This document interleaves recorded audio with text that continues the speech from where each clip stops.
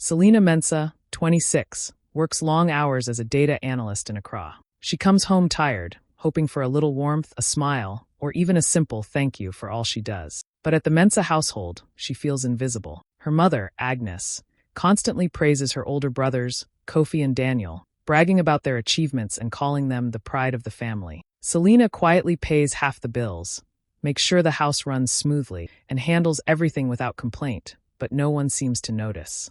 Every compliment, every small acknowledgement, goes to her brothers, leaving her in the shadows. One evening, during dinner, Selena tries to join the conversation, hoping for some recognition or at least peace. But Agnes is having none of it. Frustrated over something trivial, she snaps, her voice sharp and cold. "You're the most useless child we have." The words hit Selena like a punch to the chest. She feels her stomach tighten, her throat burn, but she doesn't argue. She doesn't cry.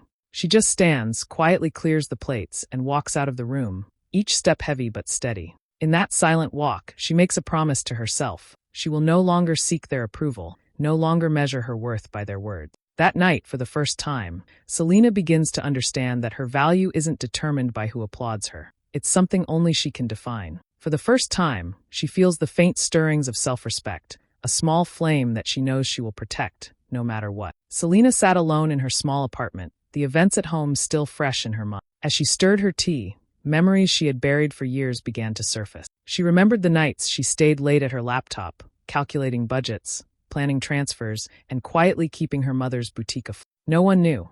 Not her brothers, not her mother, not a single soul outside of the bank records she kept tucked in a folder under her bed. Years ago, when her mother first opened the boutique, it had been a dream full of promise. Agnes poured her energy into it, but money was always tight. Rent, suppliers, inventory, everything piled up, and the shop often teetered on the edge of collapse.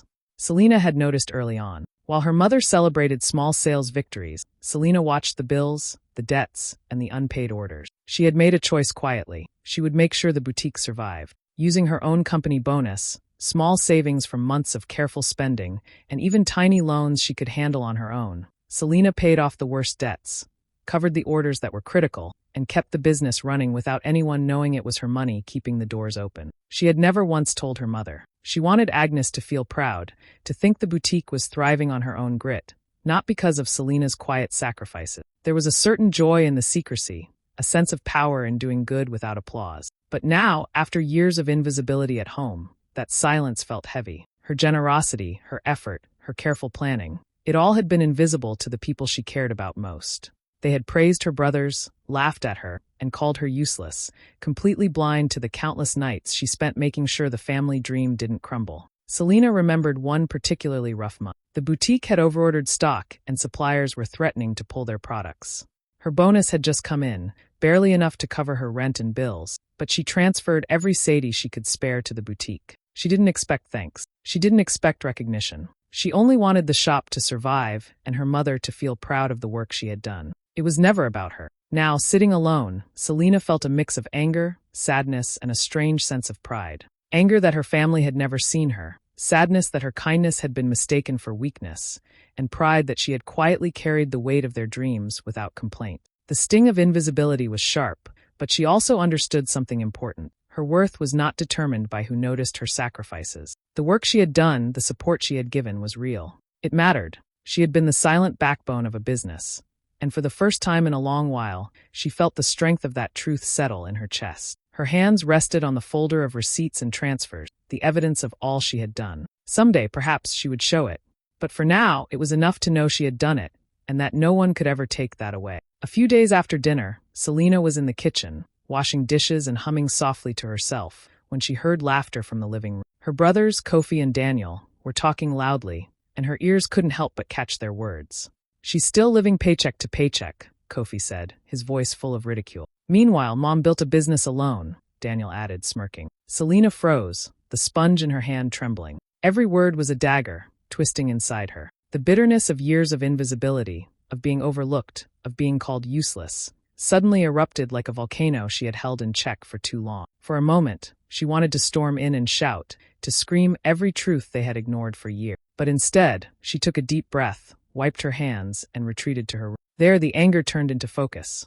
She wouldn't yell. She wouldn't humiliate them. She would let the truth speak for itself. Selina opened her drawer and pulled out the folder she had kept hidden for years. Inside were receipts, bank statements, and records of every transfer she had made to keep her mother's boutique afloat. Each slip of paper told a story of silent effort, late nights, and quiet sacrifice. She spread them out across the floor, forming a thick pile of evidence. There were receipts for suppliers, bank transfers for rent, even notes on loans she had quietly covered. Each document was a piece of proof that the business her mother bragged about, the one her brothers thought was built entirely by her mom, had been carried for years on Selina's shoulders. Looking at the pile, she felt a surge of both anger and empowerment. The years of being invisible, of being treated as less than, had led to this moment. She realized that her life, her efforts, and her money had been dismissed as weakness. But here was proof that she had been the backbone all along. Every transfer was a silent declaration that she mattered, that her work had weight, that her sacrifices were. She stayed up that night, meticulously arranging the papers, checking the numbers, making sure everything was in order. It wasn't just about proving a point, it was about reclaiming the truth. For the first time in years, Selina felt a sense of control, a quiet power she had never allowed herself to feel in her own home. This pile of documents wasn't just paper, it was a weapon of justice, a shield against the narrative her family had imposed on her. When she finally sat back and looked at the thick stack before her, she felt something she hadn't felt in a long time: clarity. She understood that this moment marked the turning point. She would no longer let her efforts go unseen. She would no longer allow her family to define her worth. And with that thought, a sense of purpose settled over her. She knew exactly what she needed to do next. Before the sun had even thought about rising, Selina quietly packed the few belongings she truly needed. She folded her clothes carefully, slipped her laptop into its case, and tucked the thick folder of receipts and bank statements into her bag. She didn't make a sound. She didn't leave a single sign of her departure except for a short note on the kitchen counter. Sometimes the useless ones are the ones holding the family together. It wasn't written in anger, nor was it meant to hurt anyone. It was simply the truth she had discovered about herself, a quiet declaration that she no longer needed their approval to define her worth. Selina took the bus to Kumasi, her heart a mixture of fear, relief, and a strange excitement she hadn't felt in years. She found a small studio apartment, modest but entirely her own. The walls were bare, the floor creaked, and the kitchen was tiny, but it was hers, and that alone felt revolutionary. For the first time, she could control her space, her schedule, and her life without anyone belittling her or taking credit for her work. She started freelancing remotely, taking on projects that challenged her mind and rewarded her effort. Every email she sent, every problem she solved, felt like a small victory. She learned to enjoy the quiet mornings with coffee in hand, staring out at the street below without anyone's judgment. She cooked for herself, played music she loved, and started noticing the little things she had ignored for years. The soft sunlight through her window, the way her cat curled up on her lap, the way her own reflection didn't feel foreign anymore. Every night, after a long day of work, Selina looked in the mirror and actually smiled. Not a forced smile for anyone else. Not a smile meant to soothe criticism or earn praise, but a real one. It startled her at first. How long had it been since she had felt at peace with herself? The calm she discovered was intoxicating, almost addictive. Her peace became her rebellion, a silent act of defiance against a family that had never truly seen her. She thought often about her brothers and her mother, but instead of anger, she felt detachment. Their opinions no longer had power over her. She realized she had spent so many years trying to fit into a story they were writing for her, a story that didn't include her real worth. Now she could write her own story, one where her hard work, intelligence, and quiet sacrifices finally met. The little studio, the remote work, the empty walls, they weren't signs of starting over. They were proof that she could thrive alone. And as Selina settled into her new life, she felt a sense of anticipation building inside her. She knew this was only the beginning. For the first time, she wasn't running from her family's judgment. She was running toward herself. Months passed, and Selina's life in Kumasi settled into a rhythm she hadn't known she could enjoy. Her freelance work kept her busy, but she began to feel a restlessness, a sense that she could do more, not just for herself, but for others who, like her, had been overlooked or underestimated. One evening, while scrolling through a professional forum, she came across Tariq Adebayo, a young investor with experience in funding small businesses. They started talking online, first casually, then seriously. Tariq admired Selina's ideas, her focus on women-owned businesses, and her quiet confidence. They decided to partner. Together, they launched SM Capital, a microfinance firm designed specifically for women entrepreneurs who struggled to get loans from traditional banks. Selina poured everything she had into the project, her savings, her knowledge, and her vision. She remembered the countless shop owners she had seen struggling in Accra and Kumasi, women trying to keep their dreams alive while dealing with impossible. She knew what it felt like to be overlooked, dismissed, or treated as useless, and she wanted to change that. Word spread quickly. SM Capital offered not just funding but mentorship, guidance, and encouragement. Women came forward with business plans for boutiques, bakeries, tailoring shops, and small cafes. Each success story added fuel to Selena's determination. Slowly, the company grew from a small office in Kumasi to a nationwide network. Local media caught wind of the initiative, praising the firm for empowering women and giving opportunities to those who had been ignored by the system. Through it all, Selena remained anonymous to most. She never mentioned her family. No one in Accra knew that the woman helping struggling boutique owners was the same daughter who had been called useless. Her satisfaction came quietly, in messages from women thanking her, in seeing businesses thrive, and in knowing she had helped create change without fanfare. Despite the growing attention online, Selena maintained her low profile. She worked late into the night, strategizing, meeting clients, and mentoring women personally whenever possible. The feeling of building something real from scratch, of helping others rise while she stayed unseen, was strangely fulfilling. Each new success reminded her of the power of quiet persistence, of giving without expecting applause, and of using her skills to make a lasting impact. Months later, SM Capital had helped hundreds of women across Ghana. Small businesses flourished, and the company was starting to attract international attention. And through it all, Selena felt a deep sense of peace. For the first time, her worth wasn't invisible. It was reflected in the lives she was changing every day. The girl who had once been called useless had built something bigger than she had ever imagined, and she did it on her own terms, quietly, confidently, and with purpose. Back in Accra, things were starting to unravel at Agnes's boutique. Orders were late, suppliers were threatening to pull out, and the rent had increased yet again. Kofi, who had been handling the accounts, was careless with numbers and missed payments, making things worse.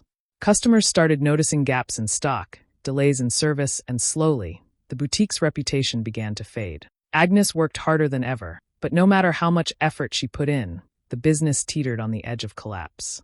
Desperate for a solution, Agnes heard about a business recovery grant being offered by a rising finance firm called SM Capital. She had no idea who was behind it.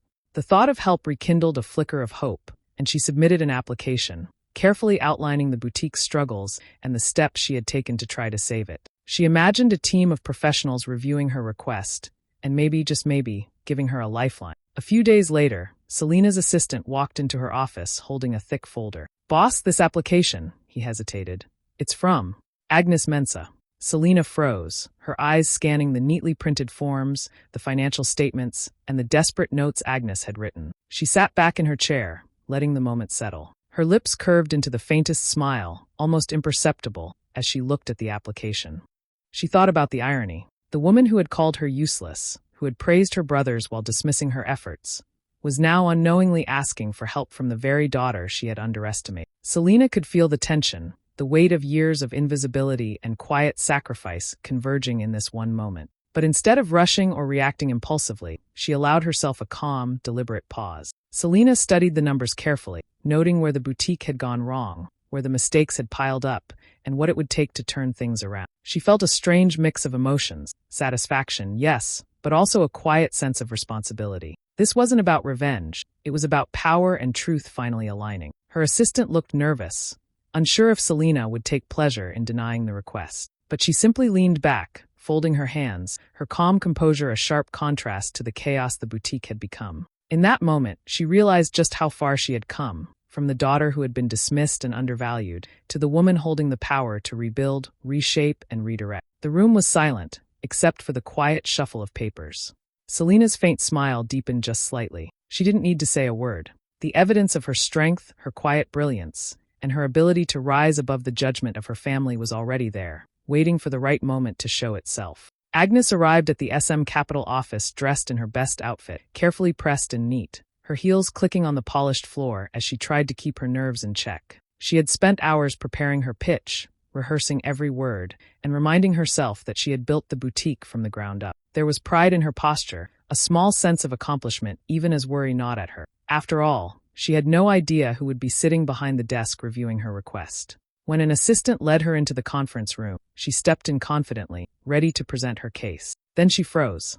At the head of the long, modern table sat Selena. Her daughter, the one she had called useless, who had quietly vanished months ago, was now here, poised and composed, clearly in charge. The room felt smaller, the air thicker. Agnes's carefully rehearsed words faltered on her tongue. Shock, disbelief, and embarrassment collided inside her. For once, she couldn't find a single thing to say. Selina stood slowly, the calm authority in her movements filling the space. She walked around the table with measured steps, each one deliberate, and stopped in front of her mother. Her gaze was steady, her expression unreadable but confident. Then she spoke, her voice calm but carrying an unshakable authority. "Welcome to SM Capital. You're here to request funding, right?"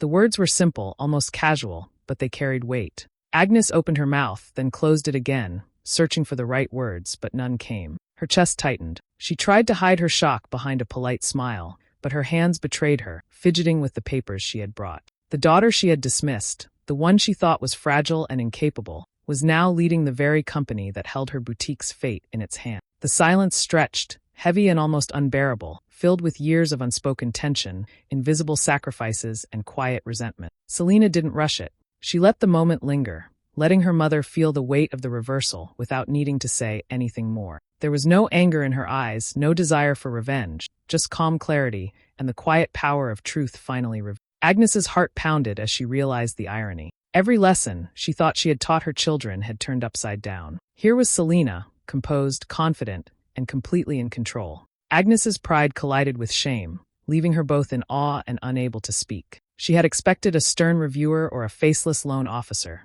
not the very child she had overlooked, underestimated, and dismissed for years. Selina leaned slightly forward, her fingers resting on the table, waiting patiently, giving her mother the space to process what was happening. It was clear. The balance of power had shifted, and for the first time, Agnes had to reckon with the daughter she had ignored, the one who had quietly become unstoppable. Selina reached across the polished conference table and slid a thick file toward her mother. The papers inside were organized carefully, each one a piece of her hidden labor over the years. There were bank statements, loan transfers, receipts from suppliers, and even the boutique registration papers showing her name listed as a silent guarantor. Every document told the story Agnes had never seen, the story of the daughter she had dismissed, the one she had called useless. Selina's voice was calm, steady, and unshakable as she spoke. "You said I was useless," she said, letting the words hang in the air, "but I'm the one who built what you're trying to save." Her tone carried no anger, no demand for apologies, just the truth delivered with quiet authority. Agnes blinked, her fingers trembling as they hovered over the papers. The words hit her like a wave, each one washing over years of misplaced judgment and pride. Tears sprang to her eyes, blurring her vision. She had never imagined the scale of her daughter's sacrifices, the nights she had stayed up, the money she had quietly given, or the countless ways she had kept the boutique alive. Every memory of calling Selina useless now collided with the undeniable truth of her daughter's strength. Kofi and Daniel stood behind their mother, mouths slightly open, staring at the file. Their laughter from days ago, their mocking comments, seemed shallow now, replaced by stunned silence. They hadn't realized their sister had carried more weight than any of them, quietly, without complaint, and without asking for recognition. Seeing the documents, the proof of her relentless efforts, they finally understood what they had never seen before. Selina didn't shout, she didn't raise her voice, and she didn't humiliate anyone. She simply let the truth speak. The room was still except for the soft rustle of papers as Agnes picked up the top sheet, scanning the numbers she had never known existed. Selina watched her mother carefully, not with vengeance, but with a steady patience that spoke louder than any angry words could. This was closure, clarity, and power delivered all at once. Agnes's shoulders sagged as tears fell freely, a mixture of shame, gratitude, and the weight of realizing she had misunderstood her daughter for years. She looked up at Selina, speechless, unable to find words that could match the quiet strength before. The suns shifted uncomfortably, finally understanding how blind they had been, how quick they were to judge, and how wrong they had been about their sister. Selina took a slow breath and leaned back slightly, her poise unshaken. The story of her effort and perseverance had finally been revealed. She didn't need validation or applause. The truth itself was her power, and now it had reshaped the room, her family, and the balance of respect in ways no words could undo. Word spread fast in Accra and beyond. What started as whispers among neighbors and friends quickly reached reporters and local media. Headlines appeared. The daughter who funded her mother's dream, from invisible to unstoppable. How a quiet daughter built a business empire. People were fascinated by Selina's story. How the girl once called useless had quietly supported her mother's boutique, then gone on to create a company that now helped hundreds of women across Ghana. SM Capital grew rapidly. Selena and Tarek expanded the business from Kumasi to Accra, Cape Coast, and beyond. They opened branches, built online platforms, and offered mentorship programs alongside funding, helping women entrepreneurs launch or stabilize their businesses. Every new success story added momentum, and soon SM Capital became one of Ghana's top finance firms for women-owned small businesses. Selena remained calm in the spotlight. She rarely gave interviews herself, preferring to let the stories of the women she helped take center stage. Her satisfaction came quietly, from knowing the tangible difference she was making, and from seeing her vision grow faster than she had dared imagine. Meanwhile, back in Accra, Agnes struggled. Her boutique, once her pride, could no longer compete with the wave of women's businesses that had been empowered by SM Capital. Suppliers had shifted to Selena's clients. Customers preferred the new shops that offered better service, and the boutique's debt continued to rise. It wasn't a matter of revenge or spite. Selena had no interest in hurting her mother. But the market had changed, and her mother's small, struggling business simply couldn't keep up. Eventually, Agnes made the difficult decision to close the shop permanently. She walked away with mixed feelings: pride in what her daughter had accomplished, shame over past mistakes, and a bittersweet understanding of how invisible she had been to the one person who had always supported her quietly. The community, too, shifted. Conversations in markets, on buses, and in offices often included Selena's story. People admired her resilience, her intelligence, and her generosity. Young women started looking to SM Capital as more than just a finance firm. It became a symbol of empowerment, proof that quiet effort and unseen sacrifice could turn into something transformative. Selena herself felt a sense of quiet triumph, but not arrogant. She had never built her success to humiliate or prove a point. She had done it to validate herself and help others. And in that, she found a new kind of peace. The balance of power had shifted, not just in her family, but in her community. Those who had overlooked her could no longer ignore her impact. The daughter once dismissed as useless had become a force that reshaped her world, quietly but decisively. Months later, a letter arrived for Selena. The envelope was plain, but the words inside carried more weight than she expected. It simply read, "I finally see you. I'm proud and I'm sorry." Selena held the paper in her hands for a long moment, feeling a mix of emotions: relief, closure, and something like warmth she hadn't felt in years. She didn't rush to reply. Instead, she decided to visit her mother, not as the girl who had been overlooked, not as the useless child, but as a self-made woman who had built her own life, quietly and confidently. When she arrived at the house in Accra, Agnes greeted her with a nervous smile, eyes glistening with tears. The years of misunderstanding, judgment, and missed recognition hung in the air, but Selena approached calmly. She spoke softly, without blame or anger, letting her presence carry more power than words ever could. She quietly arranged for her mother's retirement account to be funded, just as she had once quietly saved and supported her mother's boutique. It was her way of giving back, not for attention, but out of love and a sense of fairness. At the end of the visit, Selena looked at Agnes with gentle clarity. "I never needed you to call me useful," she said, her voice calm and steady. "I just needed to remember that I already was." Driving back to Kumasi later that evening, Selena passed the company's new billboard glowing in gold under the night sky. The tagline read, "Empowering the ones you overlooked." She smiled to herself, the city lights reflecting in her eyes. For the first time in her life, she felt completely seen, not because anyone else acknowledged her, but because she had recognized her own strength. Her journey had begun in invisibility, but it ended in empowerment, proof that the ones people overlook often hold the power to change everything.